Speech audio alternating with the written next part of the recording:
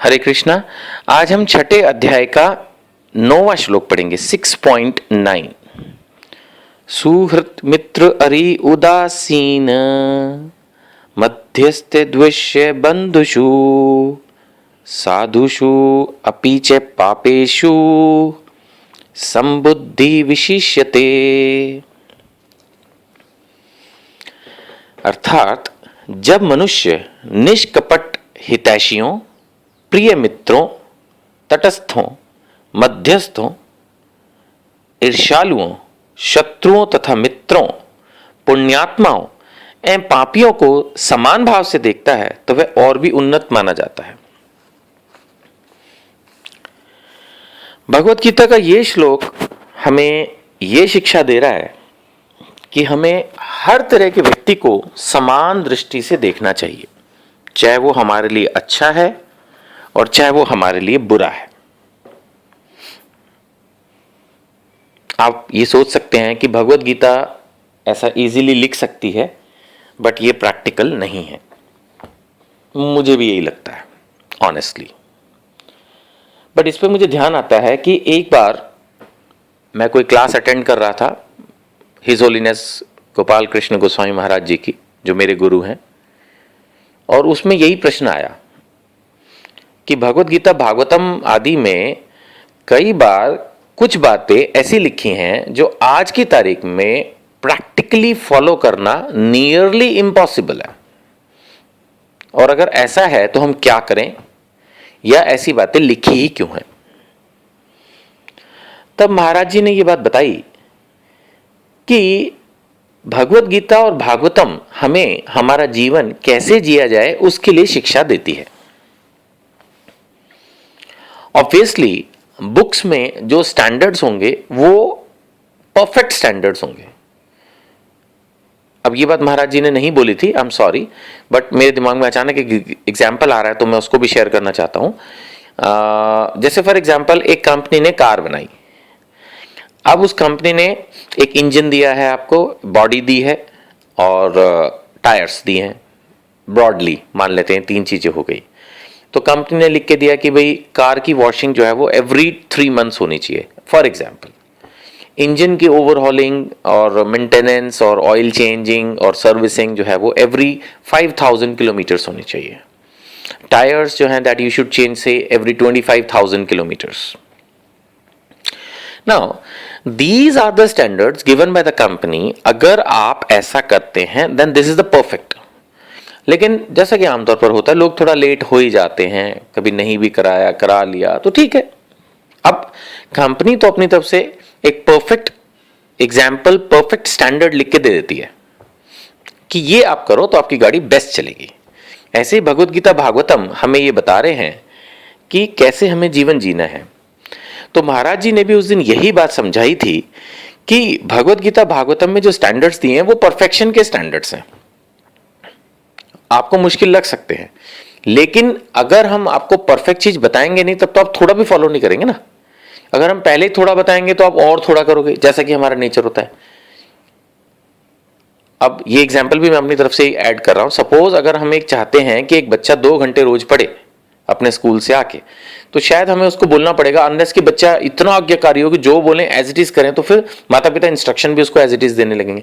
नहीं तो वो रूटीन में उसको बोलेंगे तो 3 घंटा पढ़, 4 घंटा पढ़, ये पढ़ वो पढ़। उसको पता है हमें कि जितनी बातें बोलेंगे उससे काफी कम फॉलो करेगा। आमतौर पर ऐसा होता है। इसी तरह से भगवत गीता में जो बातें हैं वो परफेक्ट स्टैंडर्ड्स हैं। नाउ इन परफेक्ट स्टैंडर्ड्स को अगर हम अचीव कर लें तो नेचुरली फिर हम अपनी लाइफ में मोस्ट सक्सेसफुल हैं। तो एटलीस्ट हमें भगवत गीता पढ़ के ये पता चलता है कि हमें कहाँ जाना है।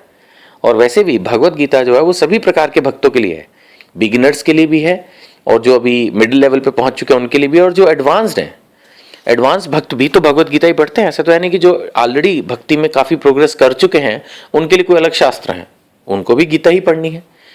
तो वो जो हाई स्टैंडर्ड्स हैं, हाईएस्ट स्टैंडर्ड्स हैं, इनमें आप ये मान के चल सकते हैं, जो मेरा भी एक्सपीरियंस है, कि कभी भी परफेक्शन हासिल नहीं हो पाती करीब करीब, और हम और प्रोग्रेस करने के लिए इंस्पायर्ड होते हैं जब भी हम भगवत गीता पढ़ते हैं।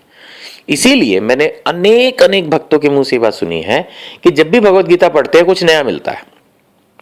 इसी तरह से मिलता है कि वो कहीं ना कहीं किसी ना किसी इंस्ट्रक्शन के अंदर ये महसूस करते हैं कि हाँ, अभी हमारे अंदर इस चीज में और इंप्रूवमेंट पॉसिबल है। तो यानी कि अगर हम भगवत गीता को सीरियसली पढ़ रहे हैं तो डेफिनेटली हमारे जीवन में अनेक इंप्रूवमेंट्स आएंगे, क्योंकि हम ये जानते हैं कि ये इंस्ट्रक्शंस, ये सजेशंस हमें कोई साधारण आदमी नहीं दे रहा जिसको कुछ पता ही नहीं है। हमें इंस्ट्रक्शंस और सजेशंस, जिसको कह सकते हैं कि सलाह, हर आदमी देता रहता है आजकल। सलाह देना तो लाइक हर कोई को दूसरे को सलाह दे रहा है, खुद नहीं फॉलो करनी। लेकिन यहां पर सलाह कोई और नहीं, स्वयं भगवान दे रहे हैं। ये वाणी भगवत गीता में स्वयं परम भगवान श्री कृष्ण की है। वो हमें ये सलाह दे रहे हैं कि अगर हमें एक उन्नत व्यक्ति बनना है, अगर हमें स्पिरिचुअली एडवांस होना है, तो हमें अपने हितैषियों, जो हमें प्यार करते हैं, प्रिय मित्रों, और हमें अपने ईर्ष्यालुओं, शत्रुओं में एक सा देखना है। मतलब हमारे लिए एक तरह से जो व्यवहार है, मैं फिर बोल रहा हूं ये बहुत मुश्किल है, बट भगवत गीता हमें ये स्टैंडर्ड ऑफर कर रही है। अगर हमें रियली स्पिरिचुअली एडवांस करना है तो हमें अपने मित्रों में और शत्रुओं में एक सा व्यवहार करना है। हमें पुण्यात्माओं और पापियों को एक सा देखना है। तभी कहा जाता है ना, पाप से घृणा करो, पापी से नहीं। अगर कोई आदमी कुछ गलत काम कर भी रहा है तो हमें उसके प्रति भी कंपैशनेट होना चाहिए। हमें देखना चाहिए कि काश, अपने मन में सोचना चाहिए कि काश ये इस चीज को छोड़ दे और ये सही रास्ते पे आ जाए। जैसे जो आदमी अपनी लाइफ में परफेक्ट हो, हम उसको बहुत पसंद करते हैं कि देखो जी, ये आदमी तो बहुत प्यार से बात करता है, कोई इसमें ऐब नहीं है, सब कुछ है। और अगर किसी में कोई ऐब है, कोई दारू पीता है, नॉनवेज खाता है, स्त्री संग करता है, पर स्त्री संग करता है, तो हम हो सकता है कि उसके बारे में बहुत गलत गलत सोचें। बट भगवत गीता हमें इस चीज के लिए मना कर रही है। भगवत गीता कह रही नहीं, उसको भी उसी दृष्टि से देखो, मीन्स उसको भी प्यार से देखो, और मन में रादर उसके बारे में तो और प्यार लाओ।